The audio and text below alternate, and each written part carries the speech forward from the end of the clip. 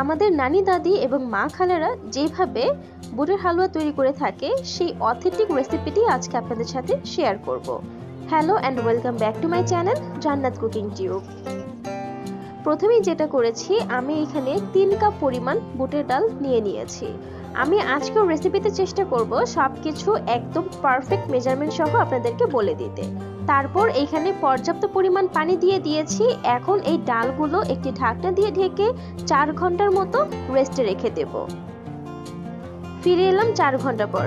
দেখতেই পাচ্ছেন ডালগুলো ফুলে প্রায় ডাবল হয়ে গিয়েছে। এখন এই ডালগুলো খুব ভালো করে কয়েকবার পানি দিয়ে ধুয়ে নিতে হবে।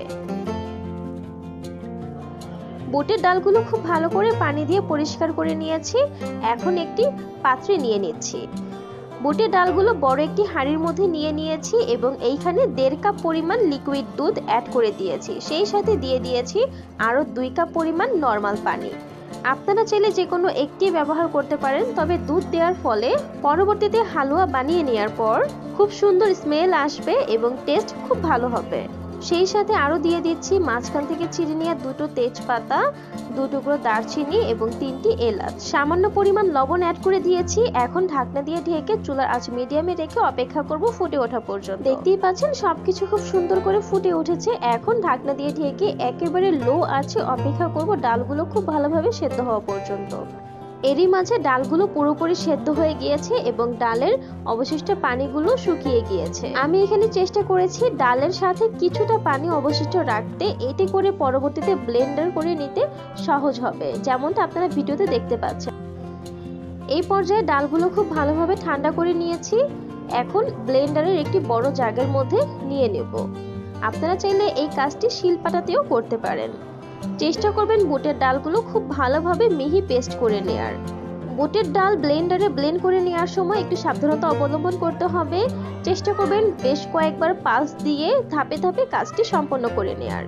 এতে করে ব্লেন্ডারের কোনো ক্ষতি হবে না, সেই সাথে বুটের ডালগুলো খুব সুন্দরভাবে মিহি পেস্ট হবে।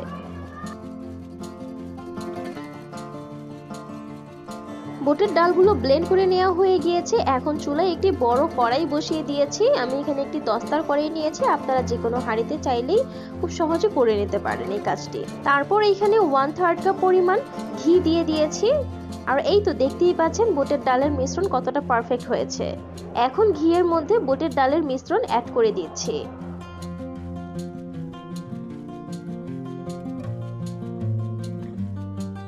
সবগুলো ডালের মিশ্রণ ঘিয়ের মধ্যে অ্যাড করে দেওয়ার পর চুলার আঁচ মিডিয়াম হাই ফ্লেমে রেখে অনবরত নাড়তে হবে। বুটের হালুয়া রান্না করার বিশেষত্বই হচ্ছে ডালের এই মিশ্রণটাকে বেশ অনেকটা সময় পর্যন্ত ঘিয়ের সাথে ভেজে নিতে হবে। ভেজে নেওয়ার এই কাজটি যতটা সময় নিয়ে করতে পারবেন, বুটের হালুয়ার কালার, টেক্সচার এবং টেস্ট ঠিক ততটাই ভালো আসবে। এতে করে পরবর্তীতে এখানে আর কোনো প্রকার ফুড কালার অ্যাড করার প্রয়োজন হবে না। এছাড়াও আপনারা চাইলে বুটের ডালের হালুয়া তৈরি করার জন্য এখানে ঘি অথবা তেলের ব্যবহার করতে পারেন। আমি আজকে ঘি এবং তেল দুটির মিশ্রণেই তৈরি করে নিচ্ছি এই হালুয়া। বুটের ডালের এই হালুয়া তৈরি করতে আমার প্রায় 1 ঘন্টার মতো সময় লেগেছে। প্রথম পর্যায়ে প্রায় 15 থেকে 20 মিনিট ডালের এই মিশ্রণটাকে ঘিয়ের সাথে ভেজে নিয়েছি। তারপর অ্যাড করে দিচ্ছি 1 কাপ পরিমাণ চিনি। আপনারা কেমন মিষ্টি খেতে পছন্দ করেন, আপনারা আপনাদের স্বাদ অনুযায়ী মিষ্টির পরিমাণ কম বা বেশি করে নিতে পারেন। ডালের এই মিশ্রণটিতে চিনি অ্যাড করার পর অনেকটাই লিকুইড হয়ে যাবে, অর্থাৎ চিনি থেকে পানি ছেড়ে দেবে। তখন আবারও বেশ অনেকটা সময় নিয়ে খুব ভালো করে চুলার আঁচ মিডিয়ামে রেখে অনবরত নেড়ে নিতে হবে। আমি ডালের এই মিশ্রণ থেকে সামান্য মিশ্রণ মুখে নিয়ে টেস্ট করে দেখেছি, এখানে আরও কিছুটা চিনির প্রয়োজন হবে। সেই জন্য এই মিশ্রণটিতে আরও 1/2 কাপ পরিমাণ চিনি অ্যাড করেছি। অর্থাৎ আমার আজকের এই বুটের ডালের হালুয়া তৈরি করতে প্রায় 1.5 কাপ পরিমাণ চিনির প্রয়োজন হয়েছে। নাড়তে নাড়তে এক পর্যায়ে দেখবেন মিশ্রণটি অনেকটাই ঘন এবং থকথকে হয়ে এসেছে এবং কড়াইয়ের গা ছেড়ে ছেড়ে আসছে। ওই পর্যায়ে আরও 2 টেবিল চামচ পরিমাণ ঘি উপর দিয়ে ছড়িয়ে দিচ্ছি। আবারও সবকিছু একসাথে খুব ভালো করে নেড়ে মিশিয়ে নিচ্ছি। সেই সাথে অনবরত নাড়তে থাকতে হবে। এতে করে নিচে লেগে যাবে না। এরই মাঝে বুটের হালুয়া সম্পন্ন হয়ে গিয়েছে। হালুয়ার টেস্ট, টেক্সচার এবং কালার আলহামদুলিল্লাহ সবকিছুই একদম পারফেক্ট হয়েছে। এখন এই হালুয়া চুলা থেকে নামিয়ে নিব এবং একটি পাত্রে সেট করে নেব।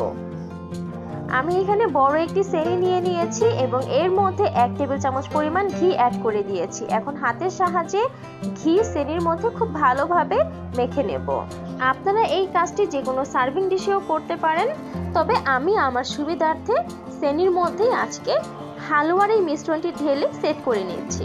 অবশ্যই চেষ্টা করবেন হালুয়ার মিশ্রণটি গরম থাকা অবস্থায় এই কাজটি করে নেওয়ার।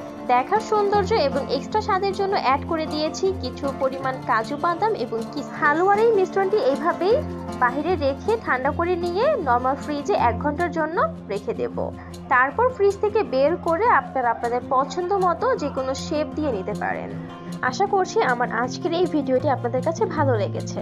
এই রকম সহজ এবং নিত্য নতুন আরো রেসিপি পেতে আমার চ্যানেলের সঙ্গেই থাকুন। আজকে এখানেই বিদায় নিয়ে নিয়েছি। দেখা হবে পরবর্তীতে অন্য কোনো ভিডিওতে। ভালো থাকবেন সবাই। আল্লাহ হাফেজ।